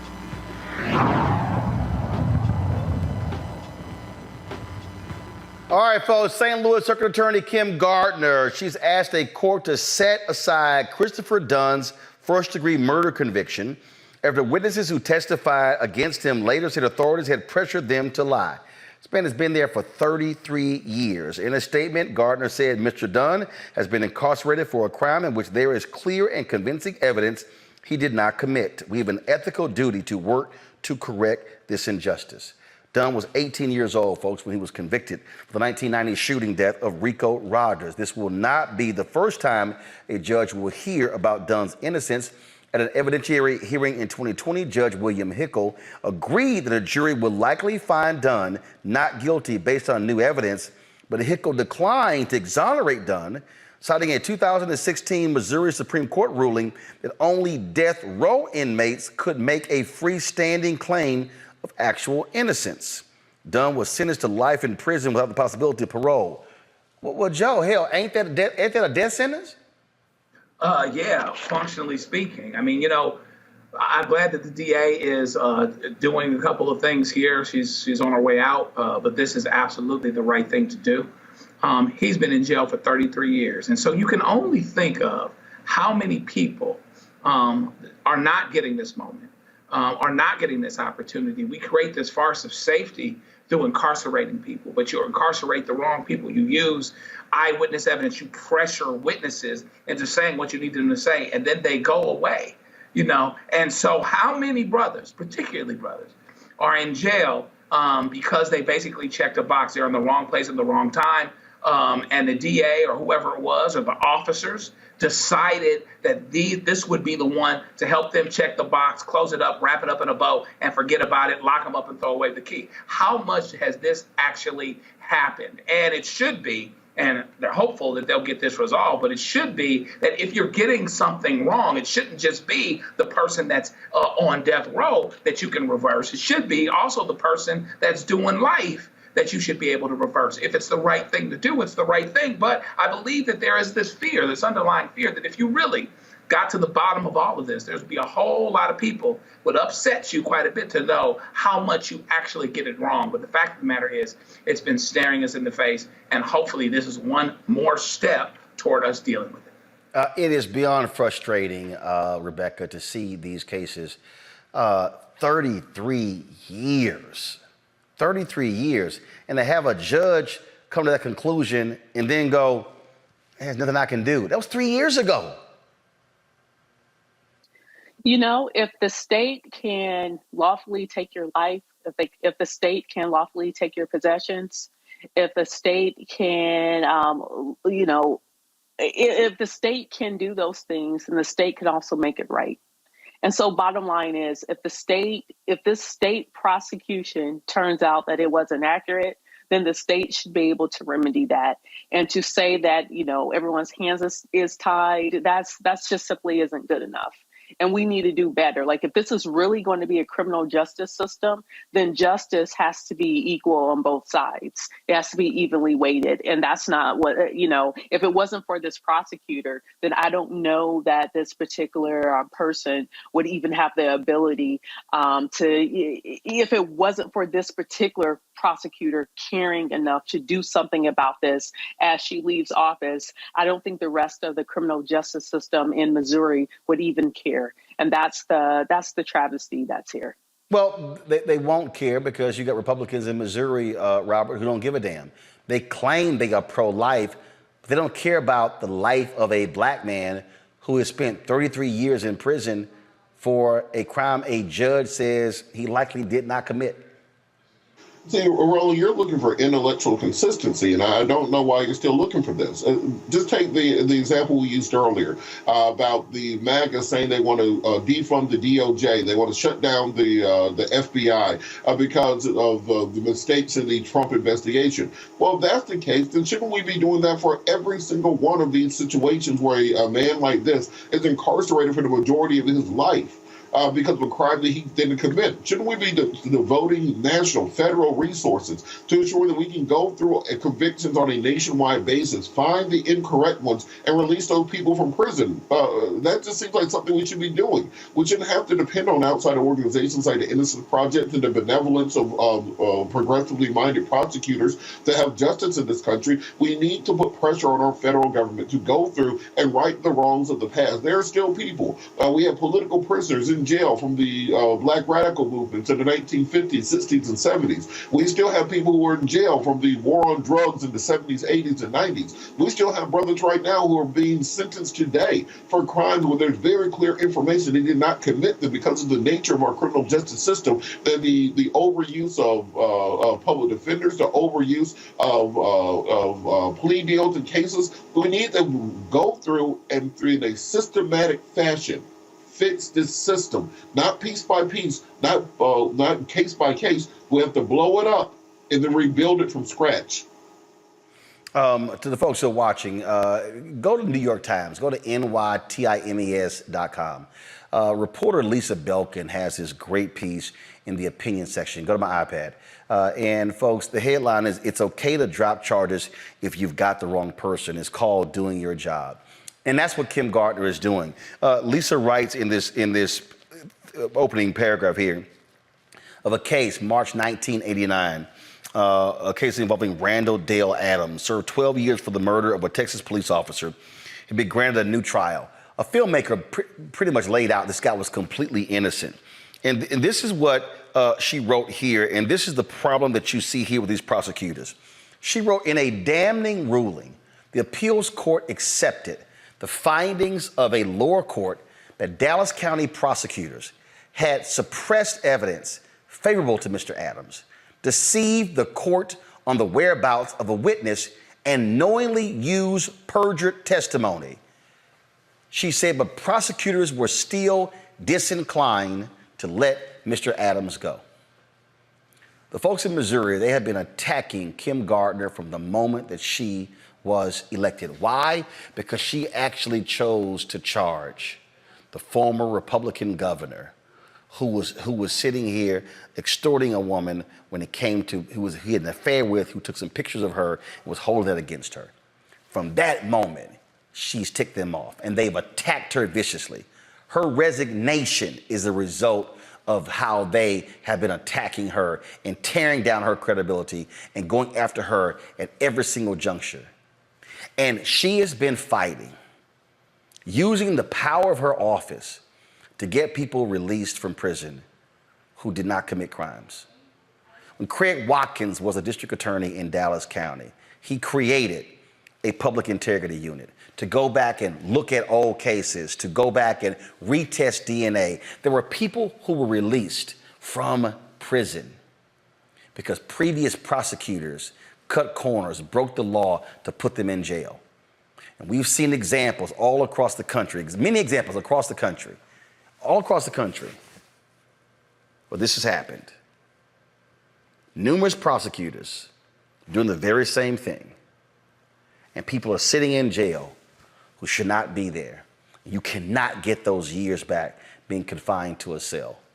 And so hopefully we will see some positive movement with this case before Kim Gardner steps down, because there's no guarantee the person replacing her is going to have the same compassion that she has. You're watching Roland Martin Unfiltered on the Black Star Network. Black Star Network is here. Oh, no punch! I'm real revolutionary right now. Thank you for being the voice of Black America. All momentum we have now, we have to keep this going. The video looks phenomenal. See, there's a difference between Black Star Network and black-owned media and something like CNN. You can't be black-owned media and be scared. It's time to be smart. Bring your eyeballs home. You dig? Next on the Black Table with me, Greg Carr, we look at one of the most influential and prominent Black Americans of the 20th century. His work literally changed the world. Among other things, he played a major role in creating the United Nations.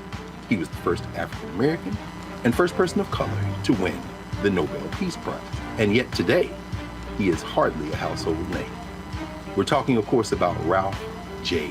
Bunche. A new book refers to him as the absolutely indispensable man. His lifelong interest and passion in racial justice, specifically in the form of colonialism. And he saw his work as an activist and advocate for the Black community here in the United States as just the other side of the coin of his work trying to roll back European empire in Africa. Author Cal Rostiala will join us to share his incredible story. That's on the next Black Table, here on the Black Star Network. Hey everybody, it's your girl Linnell. So what's up? This is your boy Earthquake. Hi, I'm Chaley Rose, and you're watching Roland Martin Unfiltered.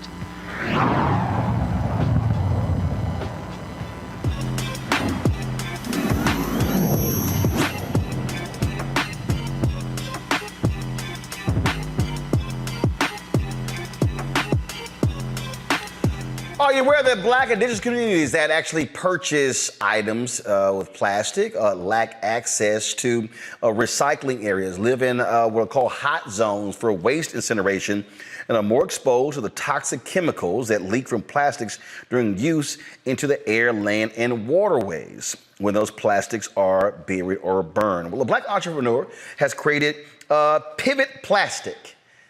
What is Pivet Plastic? Well, the co-founder, Michael Pratt, joins us right now to tell us about this. All right, Michael, glad to have you here. So explain to our folks what Pivet Plastic is. Hey, Roland, thanks for having me back. Pivet Plastic simply is a material that rapidly degrades when it goes into a landfill. Essentially, you mentioned it already earlier, but in general, plastic takes 400 to 500 years to even begin degrading when it's thrown away and when it's sitting in landfill. And so my co-founder Will and I worked on a material that we have called Pivet Plastic that allows plastic to self-cycle. And what we mean by that is simply that if you do not recycle one of a Pivet product made of our plastic, when it enters landfills, it'll rapidly degrade in 3 to 5 years. We've gone and had it third-party tested by a company by the name of Intertech, global testing facility, who've given us the highest level award possible, a Green Leaf Award for our product, because it rapidly degrades in 3 to 5 years. we're meeting consumers where they are. 90% of plastic goes in the landfill anyway. So instead of trying to create a way to change consumer behavior, we've met them where they are so that the product is where you're being green instead of having to make an action to be green. So obviously, there are so many items that are being made using plastic. Have any major companies responded to what you have created and are using your plastic? So we are still in our infancy as a company. I'm self-funded and intending to be that way as a Black-owned company as best possible. We currently work with Target, T-Mobile, Best Buy. We're looking at entering Verizon stores this year as well. So companies are responding to us and giving us the opportunity to get our products in front of consumers. So how long have your plastics, this item been on the market? We've been in the market for about 3 years. I had the fortune of starting the brand, starting the business, and entering the market right before global pandemic, COVID. So that slowed everything down for us in the fact that everyone was sitting at home and not buying or moving. But we've been rapidly growing since then. NPD, which is the largest, they're kind of like the Nielsen for point of sale and what happens in retail, ranked us as the 20th largest case or protective case brand in the market last year. So we're growing rapidly, and it's just a matter of getting more of your audience and others like us into the stores to pick up our product instead of other brands. Questions from the panel. I'll start with you, Joe. Wow, this is a great product. Tell me about what your next frontiers would be in terms of your imagined growth in the next 3 to 5 years. What would you like to grow into if you had your druthers? So, the best place to go is anywhere that there is a one-time use or single use or short life cycle plastic. Right now, the mobile accessories market is multiple billion-dollar market. I'm trying to grow to become a top-tier brand, top 10 brand first. And then from there, the reason we even started with cases is because when you consider everyone on the planet is carrying a phone, what better cheap way to market than to sell a case to you and have you walk around seeing the Pivet name? Then when you see it on something else, you already know who we are. And you're already, I've already done the branding. Rebecca. Sure. Do you have a particular patent on the technology or like utility patent on the technology for this type of plastic? They are patent pending right now, so we are working towards getting that finalized. And then, there are others working in different industries and such. I have over 15 years in the telecommunications industry, so I'm a subject matter expert on the waste and what type of plastic and what type of consumer behaviors that I wanted to go after with coming up with a sustainable solution. So that's why we entered here first. Best network for me, best relationships and such. So yes, we have a patent pending, and once we get to the level we want to here in consumer electronics, we will start branding moving into other categories and verticals. Robert. Green energy and cleaning up the environment are all the rage right now. Have you reached out to any large industries that are in this sector for additional funding, for partnership, for mentorship, for distribution, et cetera? Because it seems like this is something they should be jumping at. So the answer, that's a pretty complicated answer to provide. So obviously, as we started off, we were looking for support. Again, going through the pandemic, even then when Black Lives Matter kicked off and everyone was saying they were going to support and push Black business more, we've just still found it to be a struggle, to be very honest with you. I've talked to Fortune 500, I've talked to many banks. We've still found it a struggle. We're a revenue generating entity. As I mentioned, I have products nationally available. It's just a struggle. And I'm also happy that I'm privately owned, that it's my business. And while it's taking us a bit longer, our community has generationally been able to create wealth, has generationally been able to create in this society and had it taken or been limited. I'm trying to build a business in an industry that there aren't many Black-owned companies, and then trying to then use that to help inspire others to do so. So while I would love money from others and I would love to be able to grow faster through the support of other money, I'm kind of happy doing it the way I am right now as well, because it's mine, it's ours, and it's something that I can look to use as an example for others. And so my last question, and so what type of products or what type when you're talking to that this product is best used for? What is it? Cases? Is it water bottles? Like what? So the material that we have, our self-cycle technology, works on multiple different types of plastic. So any of these plastics that we've tested on and can be manufactured for any type of plastic product use. We focus right now on consumer electronics in the mobile sector.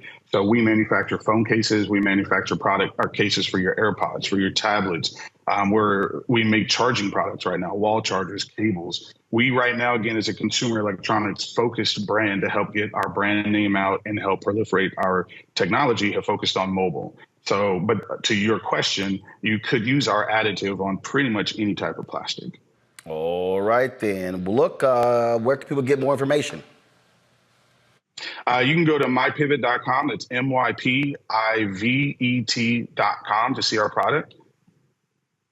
Okay. All right, then. Well, look, congratulations. Good luck with Pivet. And hopefully folks will take advantage of the product. I appreciate you having me on. Thanks so much, Roland. All right. Thanks a bunch. I'm going to thank Rebecca, Joe, and Robert for being on our panel today. But before we go, let me do this here. So go over here. Here we go to Wide. Carol, come on here. Carol, come on here. Don't be saying what the hell. Come on out here. Carol, come on. Don't be saying what the hell. All right, y'all. So y'all may not realize that when you work on our show, you actually, first of all, everybody can't get one of these, so you got to actually be here at least a year. Carol, where you going? Back over here. Where the camera is, Carol. You should know where the damn camera is. All right, so Carol joined us May of last year. Was it May of last year? No, 2 years ago. It was 2 years ago. Okay, it was 2 years ago? 2 years ago on my birthday. When was that? May 20th. May 20th. Okay, all right. I thought it was last year. All right, so anyway, y'all, go where? All right, right there? Okay, cool. All right, just go to the camera right here. Just stay right here. So here we go. So y'all, Carol's jacket is in, and so this is her Rollerbar Unfiltered jacket. You know how we do it. You got your name on it and everything like that. And so boom was right there. So it just came in today. So actually I think it came in before this here, but Toy is slow as hell. She just mailed it. It arrived at my house today. And so Carol, there you go with your unfiltered jacket. And it's DC weather. You might be able to wear that damn thing home because this weather is so stupid. You know, we should be dealing with summer weather right now, but it's still chilly. Don't make no damn sense. We still wearing jackets and sweaters. So there you go, Carol. Thank you. All right, back to the control room. Okay. All right, she like, what the hell he calling me out here for? All right, so y'all, that's it. We got to get out of here and go. So look, I appreciate all of y'all for checking us out, supporting us in what we do. Of course, we're all about, covering the news that matters, cover the news that matters, and so your support is critical. So first and foremost, do me a favor, download our app, Black Star Network app, Apple phone, Android phone, Apple TV, Android TV, Roku, Amazon Fire TV, Xbox One, Samsung Smart TV. You can also support us in what we do by supporting us by watching Amazon News. We're on the Amazon Fire platform. Watch us on the Amazon News. Also, contribute to the Bring the Funk fan club. Your dollars make it possible for us to cover the news, to pay our staff, to pay all the stuff that costs, the studio space, you name it. None of this stuff is free, y'all. And so send your check and money orders, P.O. Box 57196, Washington, D.C. 20037-0196. Cash App, $RM Unfiltered. PayPal's R Martin Unfiltered. Venmo is RM Unfiltered. Zelle, Roland at RolandSMartin.com. Roland at RolandMartinUnfiltered.com. And of course, get the book, White Fear, How the Brownie of America is Making White Folks Lose Their Minds. Available at bookstores nationwide, Amazon, Barnes & Noble, Books A Million, Target. You can also download your copy on Audible. I'll see y'all tomorrow right here on The Blackest Show, out here. Holla! Black Star Network is here. Oh, no punches! I'm real revolutionary right now. Support this man, Black Media. He makes sure that our stories are told. Thank you for being the voice of Black America, Roland. Stay black. I love y'all. All momentum we have now We have to keep this going. The video looks phenomenal. See, there's a difference between Black Star Network and Black-owned media and something like CNN. You can't be Black-owned media and be scared. It's time to be smart. Bring your eyeballs home. You dig? Pull up a chair. Take your seat. The Black Tape. With me, Dr. Greg Carr, here on the Black Star Network. Every week, we'll take a deeper dive into the world we're living in. Join the conversation only on the Black Star Network. Hi, I'm Dr. Jackie Hood Martin, and I have a question for you. Ever feel as if your life is teetering and the weight and pressure of the world is consistently on your shoulders? Well, let me tell you, living a balanced life isn't easy. Join me each Tuesday on Black Star Network for A Balanced Life with Dr. Jackie. We're all impacted by the culture, whether we know it or not. From politics to music and entertainment, it's a huge part of our lives, and we're going to talk about it every day right here on The Culture with me, Faraji Muhammad, only on the Black Star Network. I'm Deborah Owens, America's Wealth Coach, and my new show, Get Wealthy, focuses on the things that your financial advisor and bank isn't telling you, but you absolutely need to know. So watch Get Wealthy on the Black Star Network.